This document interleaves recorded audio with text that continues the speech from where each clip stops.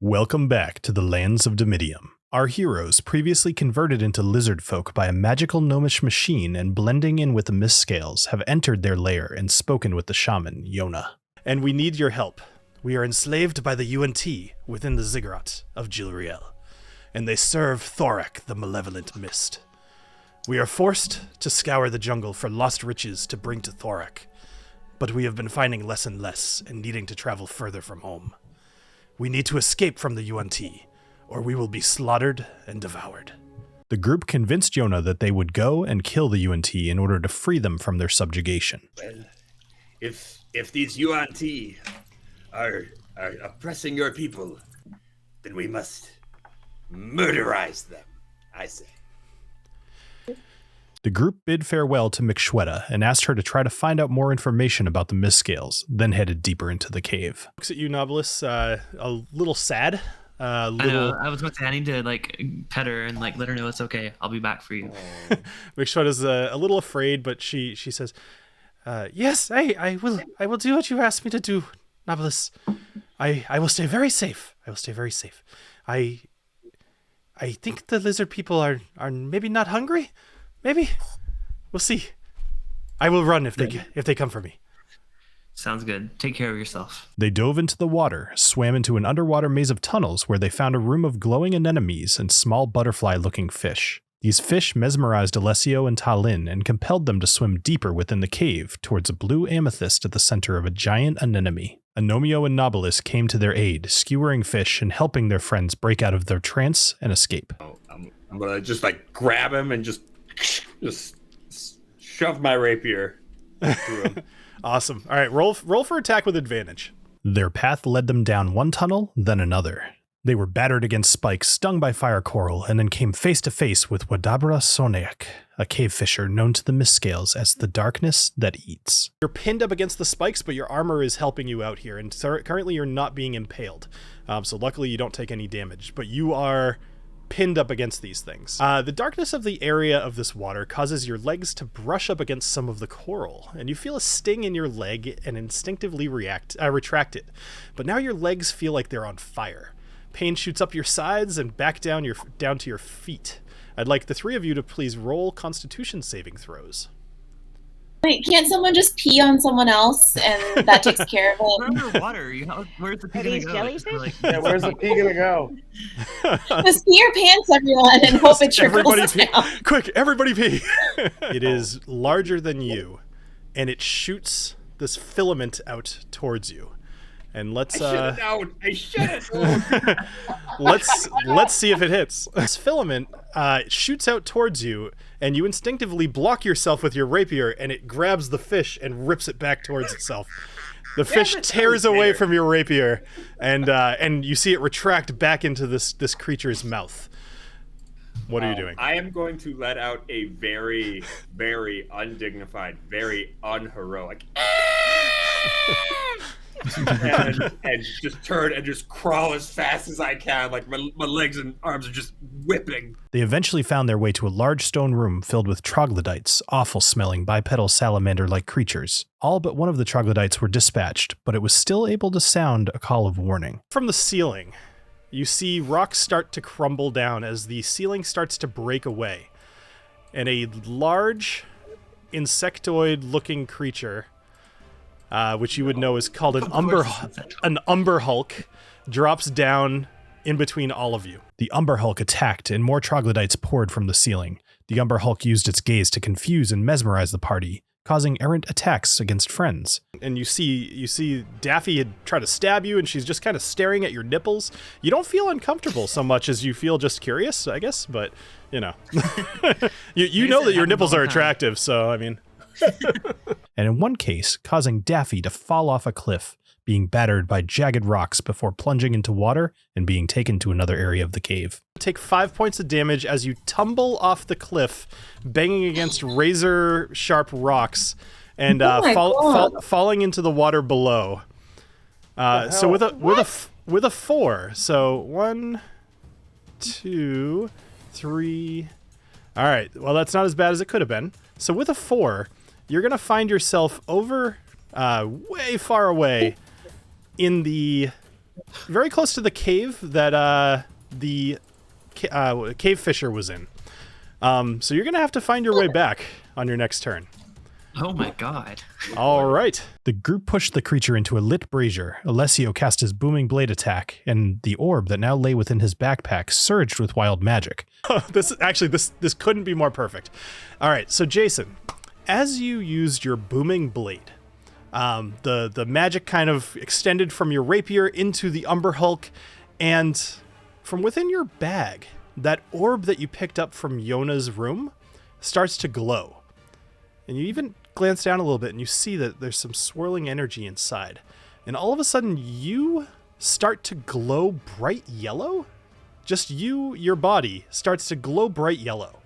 And for the next, let's see, roll 2d6. For the next, oh no, for the next 10 days, you are going to be glowing bright yellow, and you have disadvantage on stealth checks, and anyone trying to perceive you has advantage on their perception check. The group defeated the massive beast and found their way out of the cave. And I stabbed him in the butt. My rapier.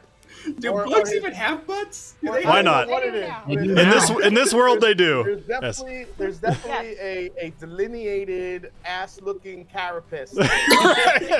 This is carapace. Here's a carapace through. And he has a hole in it now. Been doing his squats, okay? Carapace, exit only. And then I lift him. But not today. And you watch him slide down my blade ass first. Wow. This thing I've And ever he heard. falls to the ground while I'm covered in disgusting carapace blood while my glow radiates mellow corn for all to See, it might not just be blood at this point. You're right. Outside of the cave, they found another group of adventurers called the Raiders, comprised of a gnome by the name of Indiana Gnomes, a sea elf named Short Drowned, a human bard named Willie Capshaw, and a Goliath fighter named Shayla LaBeouf. After a quick conversation and the realization that TaLin and Indy knew each other, our group was invited to share the campsite with the Raiders for the night, and Knobolas invited himself into Short Drowned's tent. Like, is there any room, in your tent to host us? Whoa. So, make a persuasion check. Somebody's feeling forward. You know? Yeah, make a persuasion check. Let's do it. Ooh, 12. It's like a A parking 12. ride over here. What's happening? So Short Drowned, he says, "Absolutely, there's some space inside of my tent if you'd like to sleep here, but just keep your tail to yourself." Around the campfire, Shayla shared that her tribe, the Brass Blades, had been captured and was being held within Helixia, the nearby UNT city. The groups retired to bed, and it wasn't long before Alessio was contacted by Nexori and instructed to deliver the sphere to Elshu, a pureblood in Helixia, to be found within a tavern known as the Snake's Bite. Over in Daffy's tent, she couldn't sleep and left her tent only to realize that she was transported to another location filled with psychedelic trees, aquamarine grasses that seemed to move on their own, and a giant owl who transformed into a furbolg and invited her to sit and talk. "Hello, Daffy. Please, sit. We have much to discuss, and you have something of mine that I'd very much like to have back." Daffy recognized this furbolg as Pharaoh Rainblossom, the druid the group met while rescuing Tinbrand. Pharaoh introduced himself properly and convinced Daffy to return his book, The Path of Nature, in trade for information about her parents. He explained that they had perished while trying to defend Akari from the destruction that befell the disintegrated peaks when Fireclaw, an ancient red dragon, took it as its domain. When particularly brave wood elves are blessed by Turasil, as they fall, a sapling will sprout from their body and grow into a mighty tree. Your parents' trees are planted side by side, and you'll see that their branches have interwoven, much like they did when we prevented the dam from breaking. I visit them on occasion, but as their daughter, I thought it was right for you to know where they are. Damn, this is getting at the old heartstrings here. My God. The group awoke and made a plan for the day. They'd spend several hours hiking through the jungle. Knobolas was to take on the appearance of one of the UNT with Agnomeio and Daffy as his entourage. Meanwhile, Alessio and TaLin would scale one of the walls near the market and meet the group at the front gates from inside, bolstering Knobolas' lie by pretending to know him. Knobolas, Daffy, and Agnomeio walked down to the front gate, where they had witnessed a trader being attacked and mutilated before being enslaved by the UNT. Paying this no mind, Knobolas emerged from the jungle in his new form, that of a UNT Malison, a humanoid who looks mostly human, but with significant serpentine features. Daffy and Agnomeio sang praises of Knobolas, now known as Salazar, and was able to talk his way into the city. Oh, hello, handsome. Who do we have here? I am Salazar. What was the word that you guys were all saying with the S? Messiah. Messiah. And when you say Messiah, I'm gonna like get on my knees and like, hail his fangedness. Naturally, I will follow suit and I'll just be like, Messiah. And I'm just gonna pretend they're like I'm just gonna ignore them full on. Meanwhile, TaLin and Alessio approached Helixia from the south and from a distance spotted Thorek atop the ziggurat. A large plume of yellow haze surrounded him and the top of the tower. The two grappled their way atop the city wall and had a surprise run-in with a guard. Luckily, they were able to dispatch him prior to any shouts or calls for alarm. I would say at this point, between the two daggers in his kidneys, the spear in his gut, and a crocodile hanging from his throat, I don't think he's able to reach any sort of alarm bell or anything like that. TaLin dragged the body up a set of stairs within one of the spires surrounding the city, and she was fairly confident that the body was hidden, at least for the time being. Descending from the wall, they emerged from an alley behind one of the major market buildings and met up with the group in the central area of the city, where Knobolas, referring to himself many times as a messiah, had amassed a bit of a following already. Behold him, the Messiah! All bow before the Messiah! The group is within sight of the ziggurat. Thorek lords over the city from atop it, and the group needs to try to lose their entourage. Join us next time on Dungeons and Drams to find out how they'll navigate the situation that they find themselves in. You can catch the live play every Monday night at 9:30 p.m. Eastern on Dungeons and Drams.